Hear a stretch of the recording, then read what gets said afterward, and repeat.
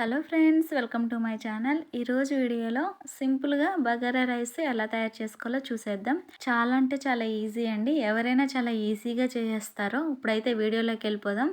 Bagara rice ఎలా తయారు చేసుకోవాలో చూసేద్దాం. ముందుగా బియ్యం కొలత తీసుకొని బియ్యం పక్కన పెట్టేసుకోండి. ఇక్కడ నేను 3 గ్లాసులు బియ్యం అయితే తీసుకున్నాను. అందులోకి బిర్యానీ సరుకులు, రైస్లోకి 2 ఉల్లిపాయలు, 2 పచ్చిమిరపకాయలు. ఉల్లిపాయలు పొడవుగా కట్ చేసుకోండి, పచ్చిమిరపకాయలు కూడా మధ్యలోకి చీల్చుకోండి.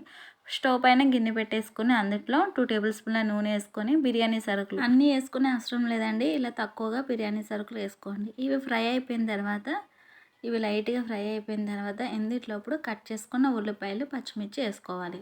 ఉల్లిపాయలు వేసిన తర్వాత ఒకసారి కలుపుకొని ఉల్లిపాయ ముక్కలు లైట్గా ఫ్రై అయిపోయిన తర్వాత ఇందులో ఇప్పుడు 1 స్పూన్ అల్లం వెల్లుల్లి పేస్ట్ వేసుకోవాలి. అల్లం పేస్ట్ వేసిన తర్వాత కట్ చేసుకున్న కొత్తిమీర కూడా కొంచెం వేసేసుకోండి.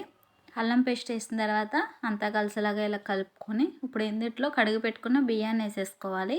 బియ్యం వేసుకున్న తర్వాత ఒక 2-3 నిమిషాలు ఇలానే ఫ్రై చేసుకోండి. ఇందులో ఇప్పుడు 1 గ్లాస్ బియ్యానికి 2 గ్లాసుల నీళ్ళు వేసుకోవాలి.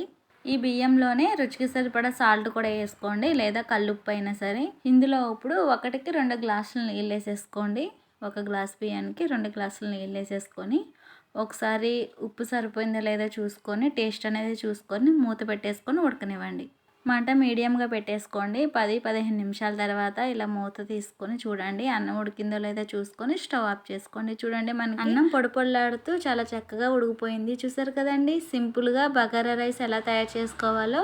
వీలైతే మీరు తప్పకుండా ట్రై చేసి మీకు ఎలా వచ్చిందో నాతో షేర్ చేసుకోండి కామెంట్స్ రూపంలో. మీకు ఈ వీడియో నచ్చితే కనుక లైక్ చేయండి, షేర్ చేయండి, సబ్స్క్రైబ్ చేసుకొని పక్కనే ఉన్న బెల్ క్లిక్ చేసుకొని ఆల్లో పెట్టేసుకోండి.